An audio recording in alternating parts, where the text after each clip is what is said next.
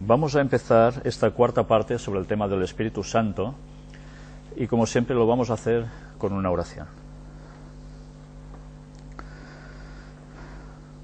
Padre nuestro que estás en los cielos, te damos gracias por la oportunidad que nos das de poder seguir investigando en tu palabra, especialmente hoy en este apartado tan delicado como son los escritos del Espíritu de Profecía a través de la hermana White. Te queremos pedir que nos ayudes a extraer todas las conclusiones que aparecen en los textos, que nos ayudes a no sesgar los textos, a buscar en profundidad tu doctrina, tu palabra, tu sana doctrina, Señor, para nosotros.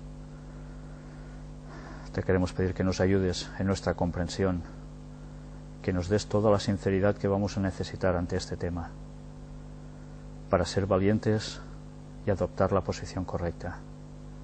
Bendícenos, por favor. En el nombre de Jesús te lo pedimos todo. Amén. Bien, en esta cuarta parte, precisamente lo que vamos a hacer es mostrar las citas de Ellen White, del Espíritu de Profecía, en las cuales ella se refiere al Espíritu Santo. No me he querido conformar en mostraros tan solo las frases específicas dentro de un libro que se refiera al tema que estamos tratando. Alguna vez lo he hecho por necesidad, pero siempre que he podido, veréis que además ampliaremos la lectura en otras páginas donde aparece la frase que nos interesa para ver a qué se está refiriendo. Esto es sumamente necesario hacerlo, porque, sabéis, las personas que no creen en el Espíritu Santo como la tercera persona de la divinidad utilizan ciertas partes de esos escritos donde aparece la otra frase que teóricamente contradice a lo que ellos creen, y ellos lo explican en modo distinto la frase que creen que allí se está refiriendo a otra cosa. Por tanto, será bueno hacer un análisis exhaustivo de los textos, no cogiendo las cosas parcialmente, ni por interés, sino viendo lo que realmente pone el texto. Más adelante, porque esto no va a terminar hoy, estas citas son extensas, va a continuar en otra conferencia, en otro tema, en otra predicación, en este caso, estudio bíblico, y podremos mostrar aún más citas que son también clarificadoras al respecto. Vamos a intentar englobar todas las citas que al menos yo he podido encontrar para que la cosa quede extremadamente clara ya de una vez bajo la luz de los escritos de Ellen White. Entonces, solo nos va a quedar el planteamiento de decir, ¿acepto esos textos o no los acepto? ¿Creo que es inspirada por Dios en eso o no? Porque si no creeremos eso, deberemos coger los libros de Ellen White y quemarlos, tal como hizo un personaje que muchos ya conocéis. No queda alternativa. O lo abrazamos lo que dice, o lo rechazamos frontalmente para siempre jamás. ¿Entendéis? Hemos de ser contundentes y valientes con la determinación que vamos a tomar. Además, luego habrá planteamientos que también analizaremos, si es que habían sido infiltrados por los jesuitas estos escritos, si es que Ellen White estaba puesta en alguna situación extraña que escribió esto. Mostraremos también los originales de estos textos en inglés, fotografiados. Evidentemente no va a ser hoy, pero daremos prueba detrás de prueba. Veremos si por historia todo esto puede ser cierto o ha sido manipulado. Pero primero vamos a analizar todas estas citas de Ellen White para que las personas que son sinceras y creen en Ellen White vean y noten cómo precisamente aclara los textos bíblicos de modo que ya no podremos interpretarlos en modo distinto. Y si hemos de cambiar, hemos de cambiar. Nos guste o no nos guste el orgullo, nos lo hemos de comer. Pues que Dios nos ayude a ello. Vamos a leer primero un texto que se halla en la epístola de Segunda de Tesalonicenses, escrita por el apóstol Pablo, capítulo 2, y vamos a leer el versículo 2. Que no os dejéis mover fácilmente de vuestro modo de pensar, ni os conturbéis, ni por espíritu, ni por palabra, ni por carta como si fuera nuestra, en el sentido de que el día del Señor está cerca. Diréis, ¿qué tiene que ver este texto con lo que ya estamos hablando? Un momento, lo analizamos. Vamos a analizarlo. Que no os dejéis mover fácilmente de vuestro modo de pensar. No os dejéis mover. Ni os conturbéis, ni por espíritu, ni por palabra. Por nada. Si tenemos una base, la hemos de mantener, si esa base es correcta, si esa base es cierta y proviene de Dios. Pero mirad que termina diciendo, en el sentido de que el día del Señor está cerca. Este texto, que podría parecer que no tiene nada que ver, sí tiene mucho que ver. ¿Sabéis? Las personas que dicen de que los que creen que el Espíritu Santo es la tercera persona de la divinidad, acusan a estos que creen en que es la tercera persona, el Espíritu Santo, de que están cayendo en la apostasía omega, que había sido predicha por Ellen White también, y que marcaba precisamente el fin para el retorno de Cristo. Deberemos demostrar si esto es realmente así. Pero, mirad, dice que no nos apartemos de lo que realmente es, y pensando que Cristo llega ya, porque esa es una señal definitiva. Una apostasía omega. Si hay una apostasía omega, quiere decir que había una apostasía alfa, la primera. Omega es la última. También analizaremos, en otros temas, la situación con el señor Kellogg, el doctor Kellogg, el famoso señor que inventó los cereales Kellogg, que ya sabéis que tuvo una confrontación con Ellen White dialéctica y con la Iglesia Adventista por la postura que él llegó a adoptar. Vamos a explicar qué hay de todo esto, para poder sacar en claro y comprender qué era la apostasía alfa, que se inició en esos momentos, y cuál va a ser la apostasía omega, o cuál es la apostasía omega. Me gustaría también que del mismo capítulo leyésemos el versículo 15, donde nos dice: así que, hermanos, estad firmes y retened la doctrina que habéis aprendido, sea por palabra o por carta nuestra. Retened esta palabra, la que habéis aprendido, esta doctrina, incluso por carta nuestra. También llegaremos a analizar los textos del apóstol Pablo, de los otros apóstoles, que hablaban en referencia al Espíritu Santo, para ver si realmente esa doctrina que nosotros habíamos creído hasta ahora es correcta o no es correcta, si nos hemos de apartar de ella o no, o si se interpreta mal o no.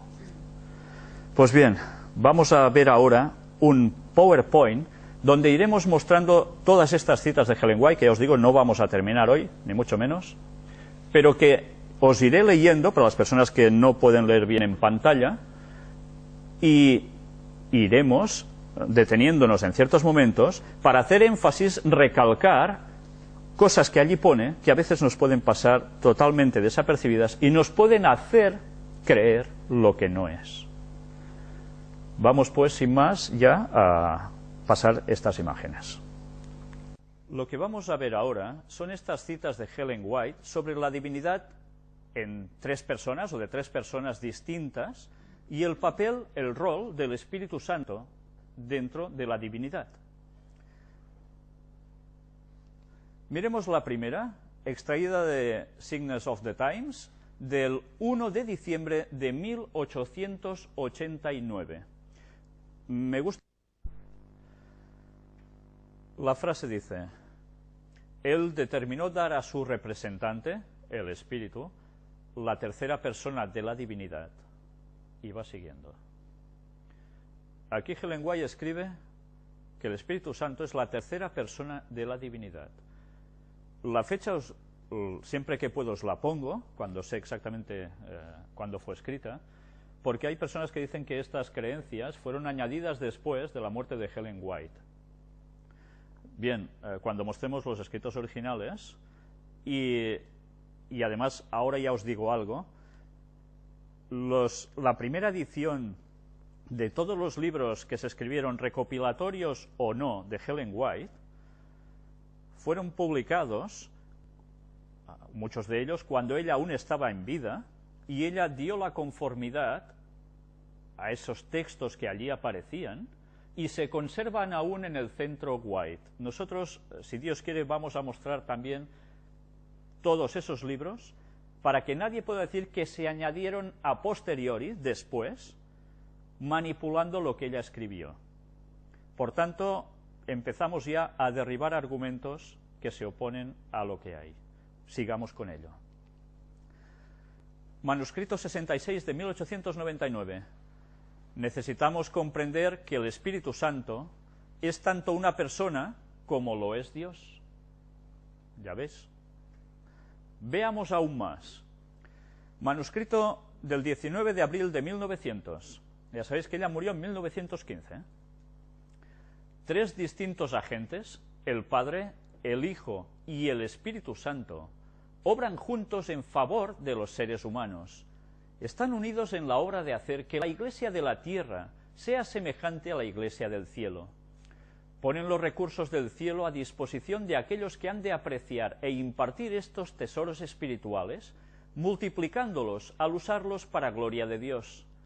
Cada esfuerzo diligente para progresar aumenta los dones que tenemos. Los poderes del cielo obran con los seres humanos en el plan de multiplicación. Las primeras palabras que aparecen aquí son muy claras. 3 distintos agentes, el Padre, el Hijo y el Espíritu Santo, obran juntos en favor de los seres humanos. No está hablando de 2 y que el Espíritu Santo es una emanación de uno de ellos o de los 2. No, no. Se refiere a 3. Manuscrito del 19 de abril de 1900 también. El Padre, el Hijo y el Espíritu Santo, poderes infinitos y omniscientes, reciben a aquellos que verdaderamente entran en una relación de pacto con Dios. Están presentes en cada bautismo para recibir a los candidatos que han renunciado al mundo y han recibido a Cristo en el templo del alma. Estos candidatos han entrado en la familia de Dios y sus nombres son inscritos en el libro de vida del Cordero. Una vez más, nos hace claro hincapié, Padre, Hijo y Espíritu Santo, que además comparten algo, poderes infinitos y omniscientes. Nadie es superior al otro o inferior al otro. Se les da los mismos calificativos. Y además, ¿en relación a qué? Están presentes en cada bautismo para recibir a los candidatos. Padre, Hijo y Espíritu Santo, no solo Jesús. The Signs of the Times, 19 de junio de 1901. Nuestra santificación es la obra del Padre, el Hijo y el Espíritu Santo. Es el cumplimiento del pacto que Dios ha hecho con los que se unen a Él, para permanecer con Él, con su Hijo y con el Espíritu en santa comunión. ¿Ha nacido usted de nuevo? ¿Ha llegado a ser una nueva criatura en Cristo Jesús? Entonces coopere con los 3 grandes poderes del cielo que están obrando en su favor. Al hacerlo, le revelará al mundo los principios de la justicia. Bien, queda claramente determinado de que estos 3 grandes poderes del cielo, Padre, Hijo y Espíritu Santo, son los que entran en pacto con nosotros. También The Signs of the Times, del 12 de febrero de 1902, nos dice: cuando usted abiertamente renuncia al pecado y a Satanás, los 3 grandes poderes del cielo se comprometen a ayudarlo para que usted sea un vencedor. Bastante evidente, ¿no?, la cita. También, del mismo lugar, Signs of the Times, 11 de marzo de 1903, los 3 grandes poderes del cielo, el Padre, el Hijo y el Espíritu Santo. Vuelve a citarlo tal cual. De la Review and Herald, ya sabéis que es la revista adventista de antaño, lo primero, tal se llamaba así, del 5 de mayo de 1903 nos dice: en la gran obra de conclusión nos encontraremos con peligros con los cuales no sabremos cómo lidiar, pero no nos olvidemos que los 3 grandes poderes del cielo están trabajando. nos dice que en un futuro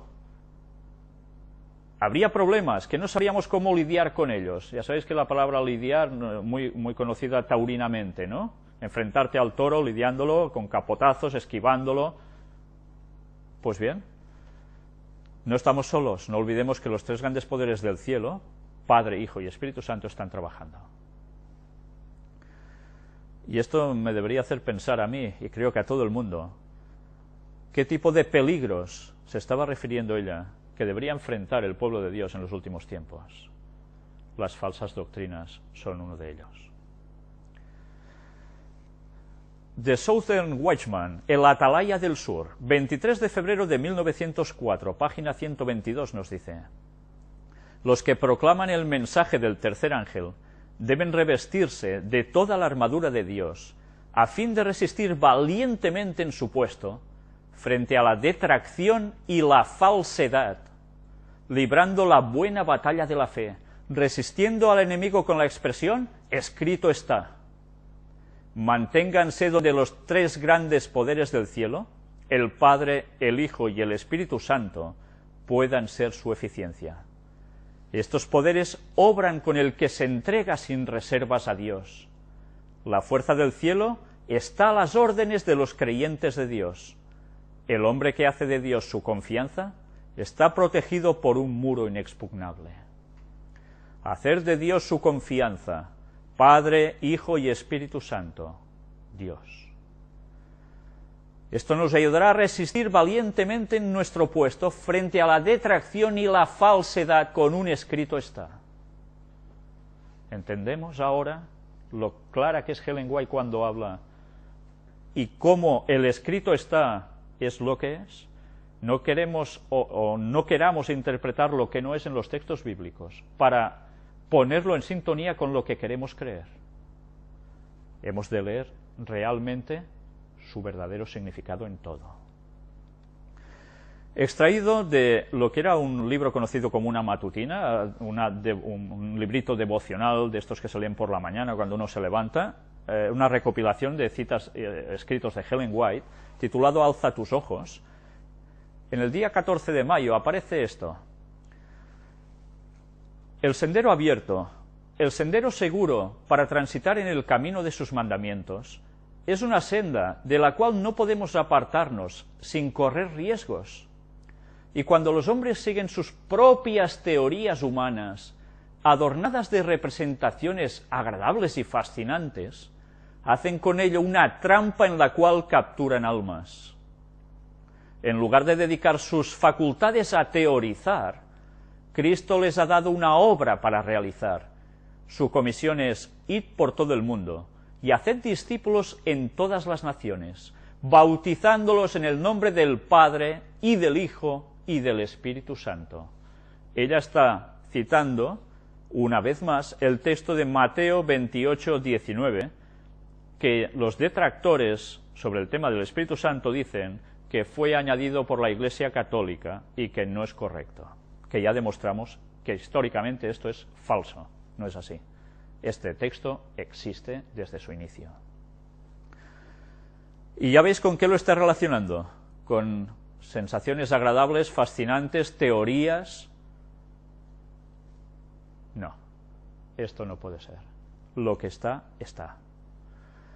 Antes que los discípulos pasen el umbral, debe imprimirse el sagrado nombre, bautizando a los creyentes en el nombre de los tres poderes del mundo celestial. ¿Cómo se bautizan las personas, dice aquí?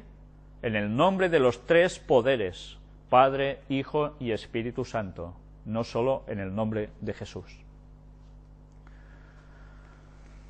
La mente humana se impresiona con esta ceremonia, que es el comienzo de la vida cristiana. Significa mucho.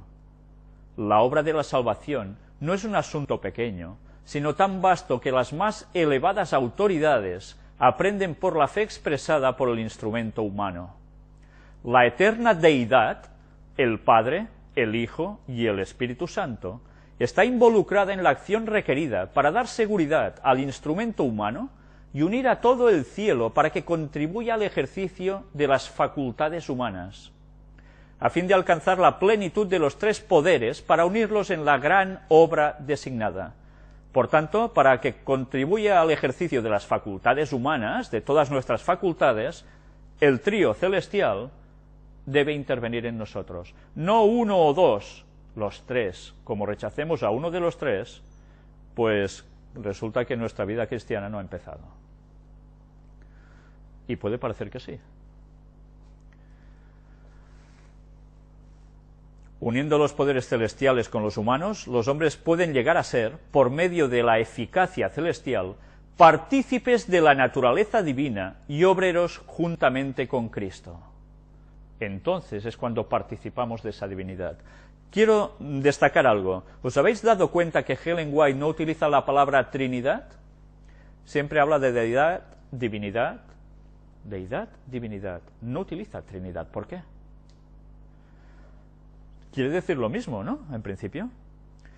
Bien, cuando veamos en esta conferencia, ¿no? Quizás en la que viene, la cierta simbología que hay, que utiliza el catolicismo para hacer colar sus conceptos, pero que por detrás nos quiere decir otras cosas, os daréis cuenta de por qué ella no utiliza esa palabra Trinidad como los católicos, hace una pequeña diferenciación para decir lo mismo, pero que evidentemente allí se huele algo hay allí, que ella no utiliza esa palabra.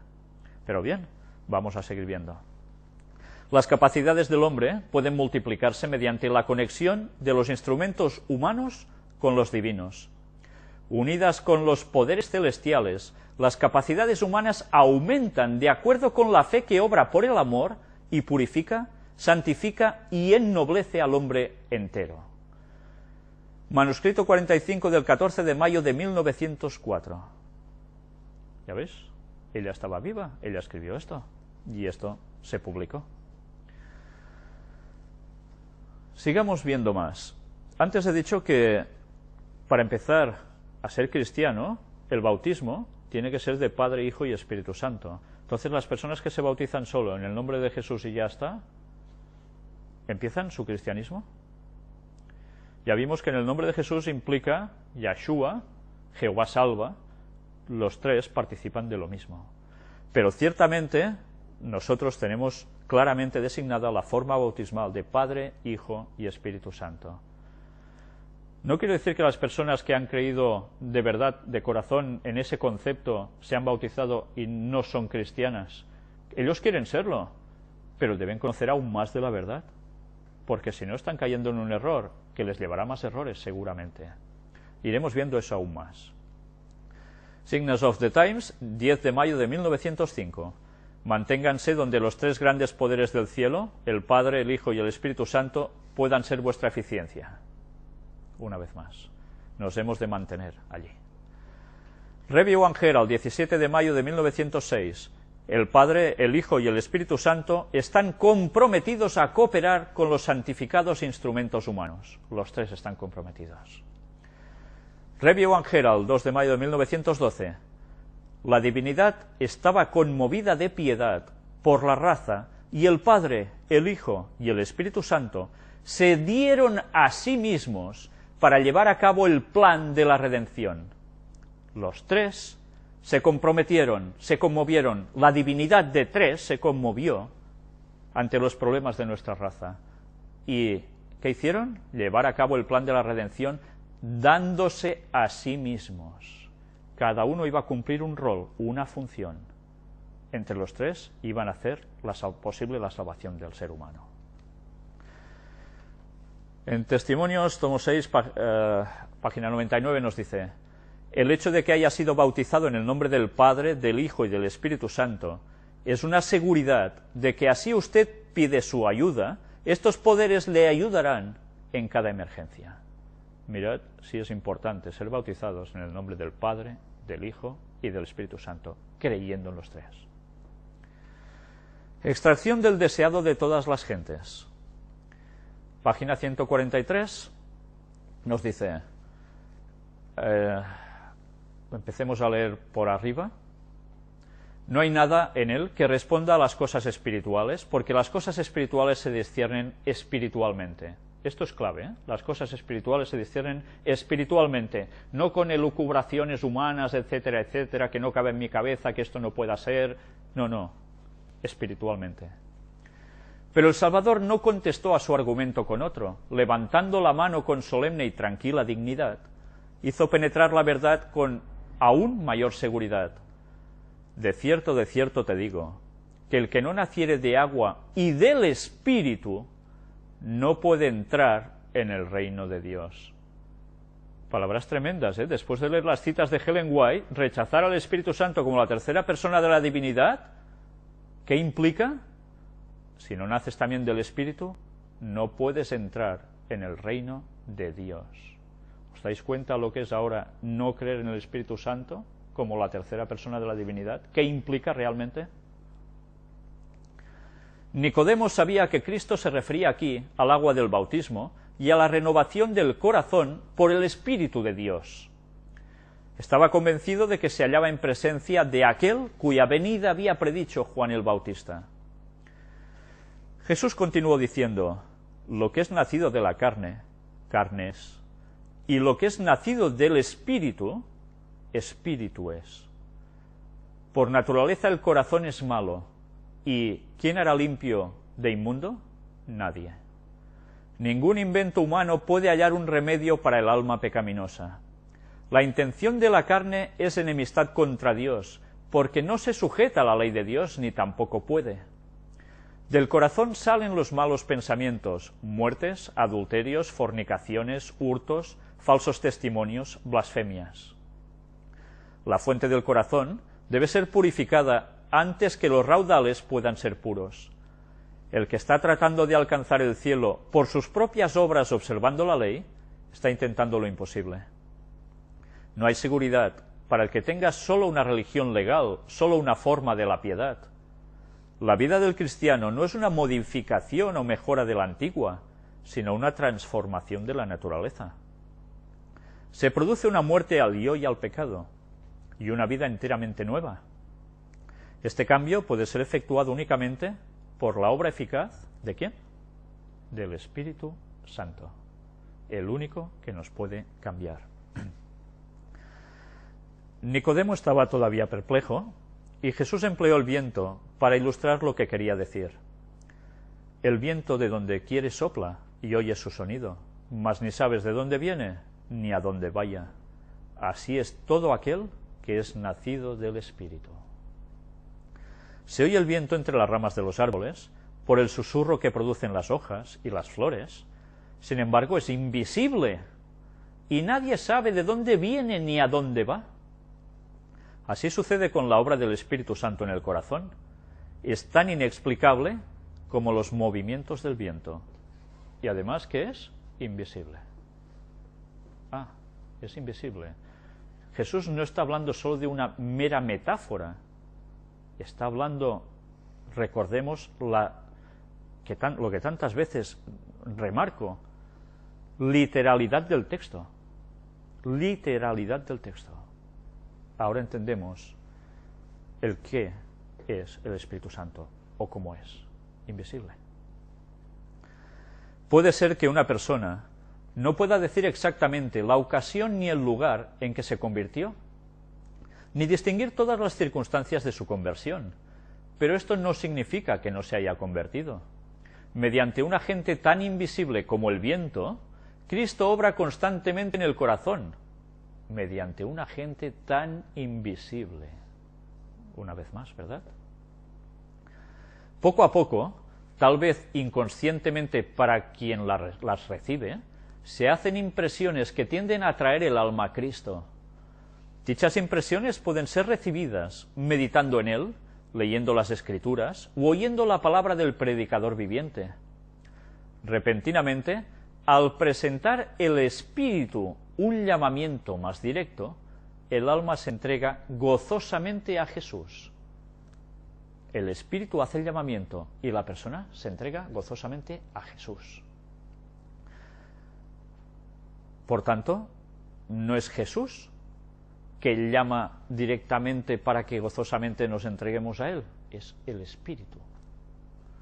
Muchos llaman a esto conversión repentina, pero es el resultado de una larga intercesión del Espíritu de Dios. Es una obra paciente y larga. Aunque el viento mismo es invisible, produce efectos que se ven y sienten. Así también la obra del Espíritu en el alma se revelará en toda acción de quien haya sentido su poder salvador. Cuando el Espíritu de Dios se posesiona del corazón, transforma la vida. ¿En qué consiste una vida transformada? En un cambio de carácter, ¿no? Básicamente un cambio de carácter que te va a provocar cambiar la vida en general. Mirad si es importante adecuar el carácter tal como Dios quiere. Y eso es una manifestación del Espíritu de Dios en nosotros, del Espíritu Santo.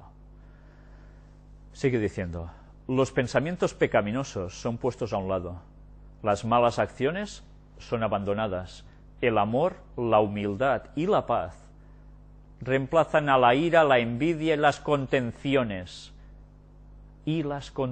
No buscar polémica y liarla y venga y con malas palabras y de mal modo. No, este no es el carácter cristiano. Quien crea en Dios, en la divinidad, debe tener un carácter en consonancia a lo que cree. Y el Espíritu Santo tiene que hacer ese cambio en él. Si esto se manifiesta en nosotros, tenemos un grave problema con el Espíritu Santo. La alegría reemplaza la tristeza, y el rostro refleja la luz del cielo. Nadie ve la mano que alza la carga, ni contempla la luz que desciende de los atrios celestiales. La bendición viene cuando por la fe el alma se entrega a Dios. Entonces, ese poder que ningún ojo humano puede ver, crea un nuevo ser a la imagen de Dios. Es imposible para las mentes finitas comprender la obra de la redención.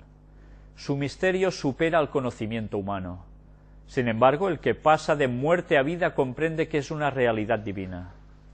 Podemos conocer aquí por experiencia personal el comienzo de la redención.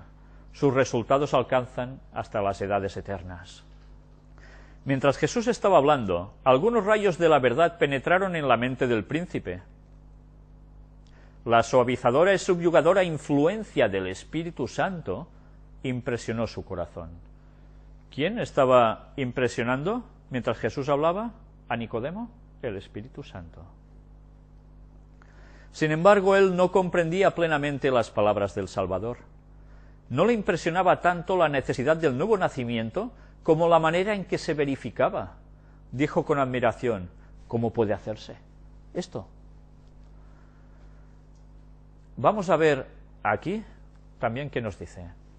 No es mediante controversias y discusiones cómo se ilumina el alma, entrando en discusiones, contiendas, así vamos a sacar la gran verdad. No, así no se ilumina el alma de nadie. Debemos mirar y vivir. Nicodemo recibió la lección y se la llevó consigo.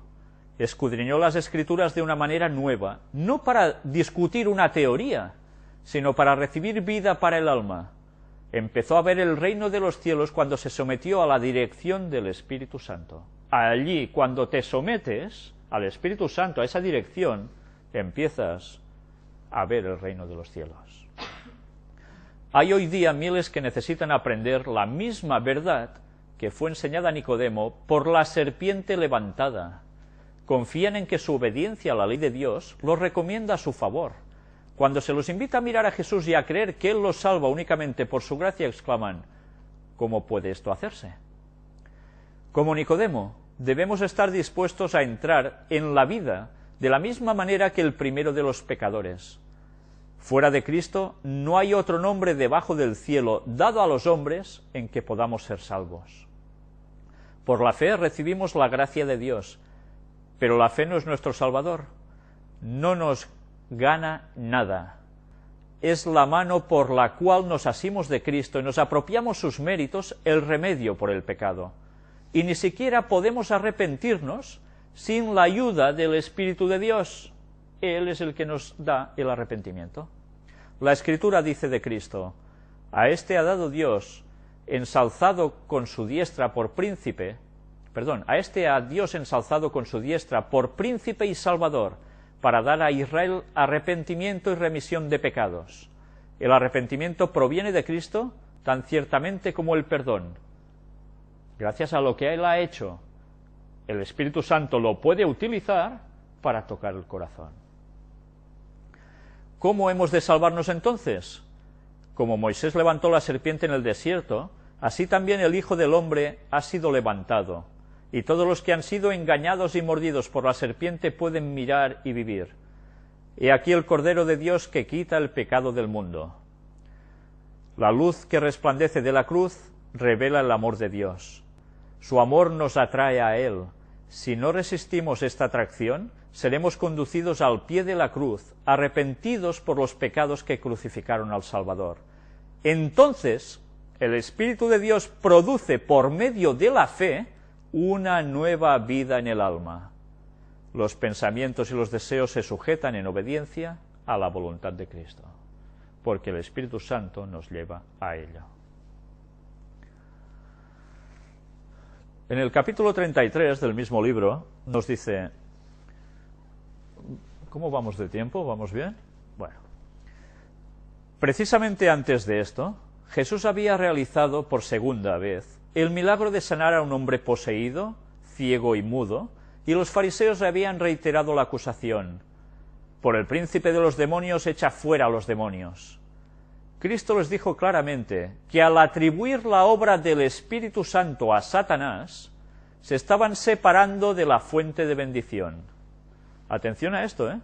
Si atribuimos obras de Dios a Satanás, se están apartando de la fuente de bendición. Si la obra del Espíritu Santo se atribuye a Satanás, mal vamos. Los que habían hablado contra Jesús mismo, sin discernir su carácter divino, podrían ser perdonados, porque podían ser inducidos por el Espíritu Santo a ver su error y arrepentirse. El Espíritu Santo es el que se lo iba a llevar al error y arrepentimiento. Cualquiera que sea el pecado, si el alma se arrepiente y cree, la culpa queda lavada en la sangre de Cristo. Pero el que rechaza la obra del Espíritu Santo se coloca donde el arrepentimiento y la fe no pueden alcanzarle. Ya lo veis si es importante esto. Es por el Espíritu Santo cómo obra Dios en el corazón. Cuando los hombres rechazan voluntariamente al Espíritu y declaran que es de Satanás, cortan el conducto por el cual Dios puede comunicarse con ellos. Cuando se rechaza finalmente al Espíritu, no hay más nada que Dios pueda hacer para el alma. Rechazar al Espíritu Santo. Decir que el Espíritu Santo no es la persona de la divinidad, que es, esto es otra historia, es cualquier otra situación, pero no es la verdad, automáticamente nos lleva ¿a qué? A que Dios no puede comunicarse con nosotros. Y el camino que emprendemos a partir de allí es un rechazo que lleva totalmente a la perdición. Casi nada, ¿eh? Los fariseos a quienes Jesús dirigió esta amonestación no creían la acusación que presentaban contra él. No había uno solo de aquellos dignatarios que no se sintiese atraído hacia el Salvador, porque él tenía una personalidad que irradiaba que todo el mundo se quisiese acercar a él, incluso hasta sus enemigos, pero cuando se cerraban por banda, entonces reaccionaban pues haciéndole todo lo que le llegaron a hacer, ¿no? Cerraron la puerta al Espíritu Santo, claro. Habían oído en su propio corazón la voz del Espíritu que le declaraba el ungido de Israel y los instaba a confesarse sus discípulos. Era el Espíritu Santo el que les decía que era el ungido de Israel, Cristo, el Mesías. A la luz de su presencia habían comprendido su falta de santidad y habían anhelado una justicia que ellos no podían crear. Pero después de rechazarle, habría sido demasiado humillante recibirle como Mesías. Habiendo puesto los pies en la senda de la incredulidad, eran demasiado orgullosos para confesar su error. El orgullo, una vez más. Te puedes dar cuenta de que es la verdad. Por orgullo pisas la verdad y prefieres la mentira porque va bien a tus conceptos. y para no tener que confesar la verdad, procuraban con violencia desesperada rebatir la enseñanza del Salvador, con violencia desesperada, con argumentos como sea, rebatir lo que enseñaba el Salvador. La evidencia de su poder y misericordia los exasperaba. No podían impedir que el Salvador realizase milagros, no podían acallar su enseñanza, pero hacían cuanto estaba a su alcance para representarle mal y falsificar sus palabras. La historia no cambia, el ser humano siempre funciona igual. Sin embargo, el convincente Espíritu de Dios los seguía y tenían que crear muchas barreras para resistir su poder. Mirad si es bueno el Espíritu Santo que sigue, a pesar de que uno pone impedimentos, él va insistiendo, a ver si cedes. El agente más poderoso que pueda ponerse en juego en el corazón humano estaba contendiendo con ellos, pero no querían ceder. ¿No es Dios quien ciega los ojos de los hombres y endurece su corazón?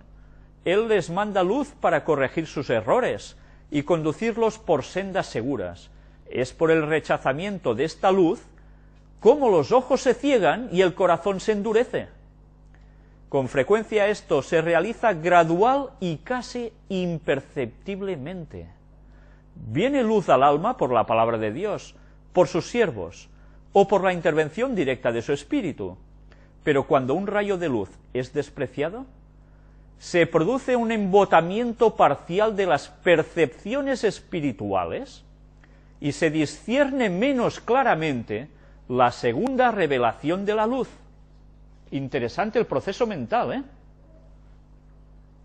Así aumentan las tinieblas hasta que anochecen el alma. Así había sucedido con estos dirigentes judíos. Estaban convencidos de que un poder divino acompañaba a Cristo, pero a fin de resistir a la verdad atribuyeron la obra del Espíritu Santo a Satanás.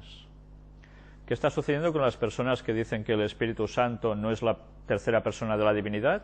Que atribuyen la creencia esta a Satanás a través de la Iglesia Católica que se infiltró en la Iglesia Adventista y esto lo colaron. Esto es mentira.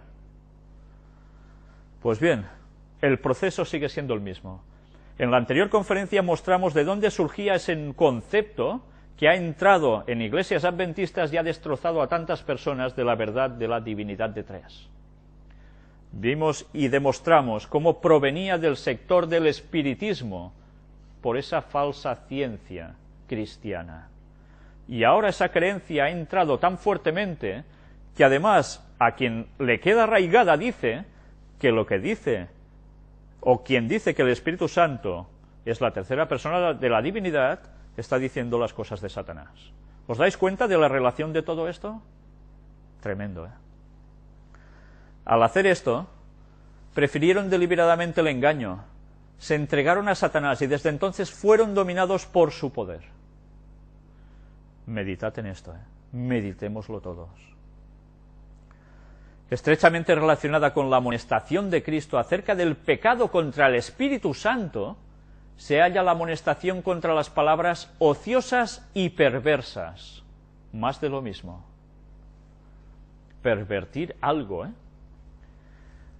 Las palabras son un indicio de lo que hay en el corazón, porque de la abundancia del corazón habla la boca. Pero las palabras son más que un indicio del carácter, tienen poder para reaccionar sobre el carácter. Interesante, ¿eh? La palabra es poder porque te puede hacer cambiar tu carácter.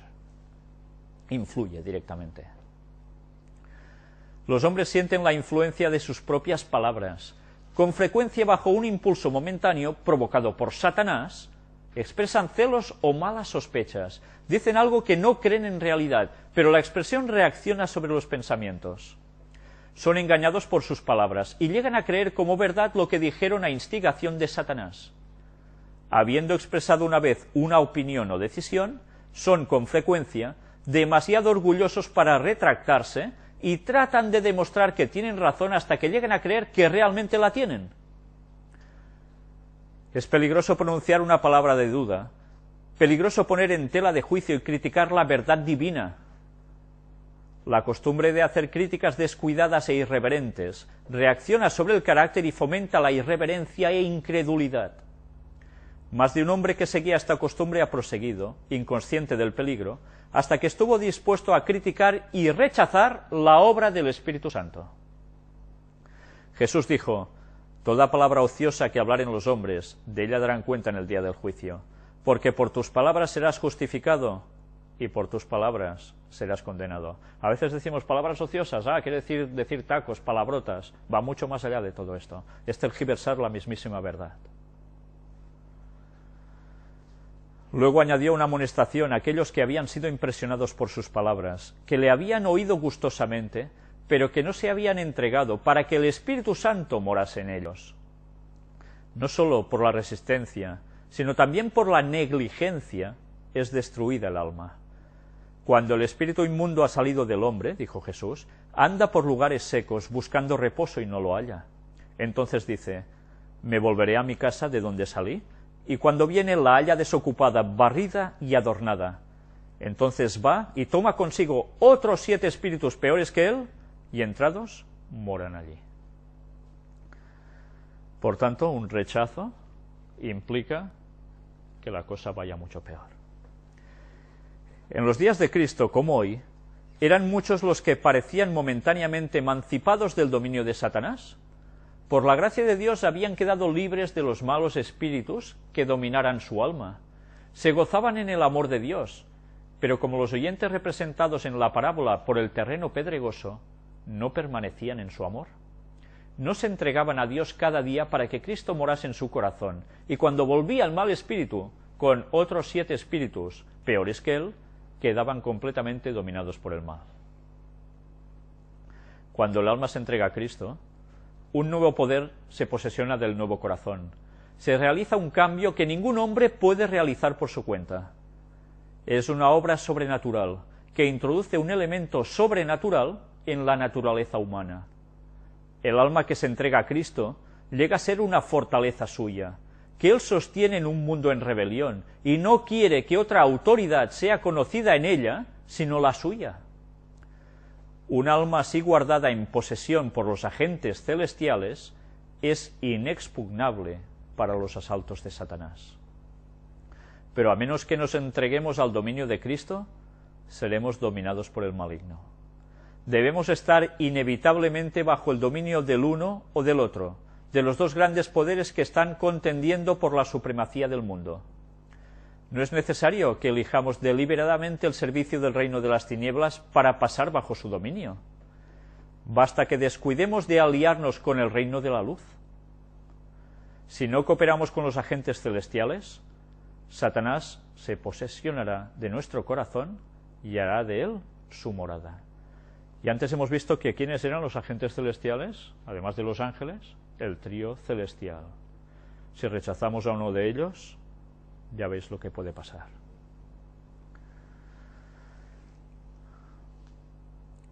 La única defensa contra el mal consiste en que Cristo more en el corazón por la fe en su justicia.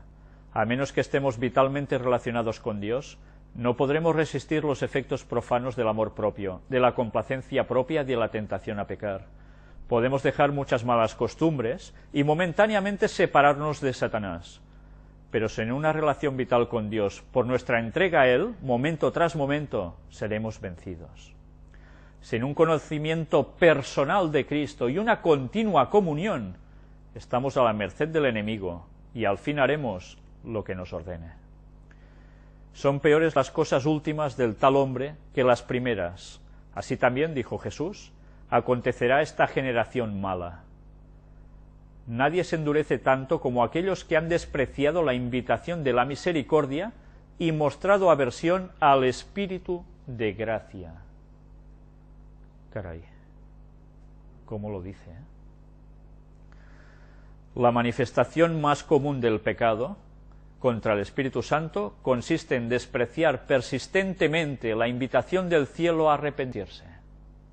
Te lo dicen, el Espíritu Santo insiste a través directamente de tu mente, a través de lo que lees, a través de lo que alguien te dice, pero no hay forma. Cada paso dado hacia el rechazamiento de Cristo es un paso hacia el rechazamiento de la salvación y hacia el pecado contra el Espíritu Santo. Casi nada. Pues bien, vamos a dejarlo aquí. Seguiremos en la próxima temática, en la quinta parte, donde precisamente veremos aún muchas más citas. Ya veis que hemos intentado ampliar no tan solo las frases específicas, buscando los contextos, buscando la explicación para que todo nos cuadre. Nos ha sido revelado. Lo que nos ha sido revelado podemos comprenderlo con la ayuda del Espíritu Santo. En eso debemos trabajar nosotros. Me gustaría, para terminar, leer un texto que es duro. Es muy duro. Y está escrito por el apóstol Pablo.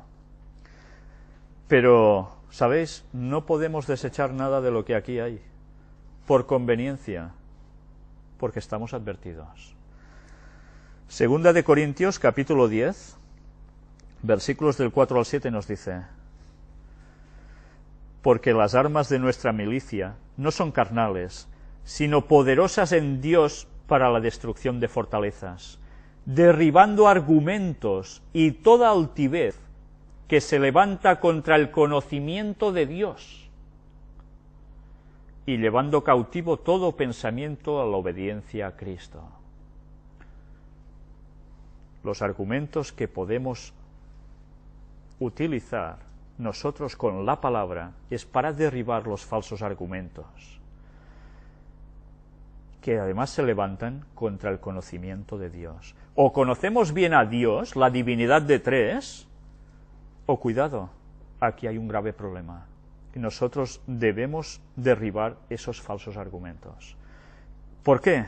¿Qué sucede? Hemos de llevar cautivo todo pensamiento a la obediencia a Cristo. Esa es la base. Y estando prontos para castigar toda desobediencia, cuando vuestra obediencia sea perfecta. ¿Qué quiere decir? ¿Que debemos ir a bofetadas con la gente que habla lo contrario? No. Pero nosotros debemos ser tajantes, inamovibles en la verdad. Y si sabemos que una cosa es verdad y estamos firmes, de allí no debemos movernos. Y debemos decir las cosas claras. Contundentemente, nos guste o no. Pero no se puede tolerar que la falsedad entre dentro del pueblo de Dios. Porque si no, ya sabemos lo que sucede. El pueblo se rompe. Mirad también lo que dice el versículo 7. Miráis las cosas según la apariencia. Si alguno está persuadido en sí mismo que es de Cristo, esto también piense por sí mismo, que como Él es de Cristo, así también nosotros somos de Cristo. Pero para ser de Cristo hace falta, si sabes la verdad, seguirla y apartarte de lo que no es correcto. Por tanto, debemos ser vigías. Los guaitas debemos ser.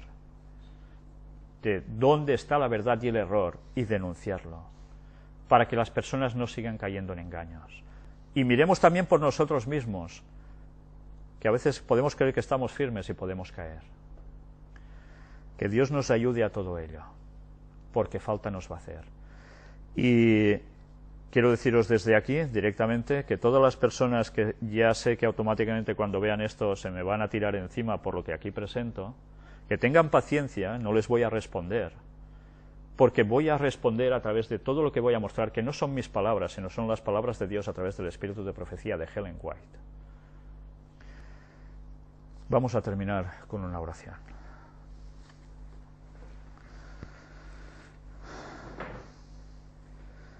Padre, te queremos pedir, Señor, que tú nos ayudes a no caer en controversias y discusiones, que nos ayudes a mostrar tu carácter, a estar llenos de tu Espíritu Santo para manifestar los frutos que Él da en nosotros.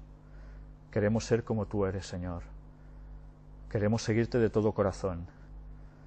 Y te queremos pedir que nos ayudes a buscar, a saber discernir en tu palabra, a lanzar fuera de nosotros los falsos conceptos que de un modo u otro podemos llegar a tener, y que nos afiancemos plenamente en la verdad, para estar firmes, no ser removidos, y vigilar los engaños de Satanás que tanto están afectando a tu pueblo. Bendícenos, Señor, ayúdanos, y que la colaboración de la divinidad con nosotros sea total, para seguir llevando personas al Evangelio para siempre más. Perdona nuestros pecados y llénanos del Espíritu Santo, por favor, y guíanos a toda la verdad. En el nombre de Jesús te lo pedimos todo. Amén.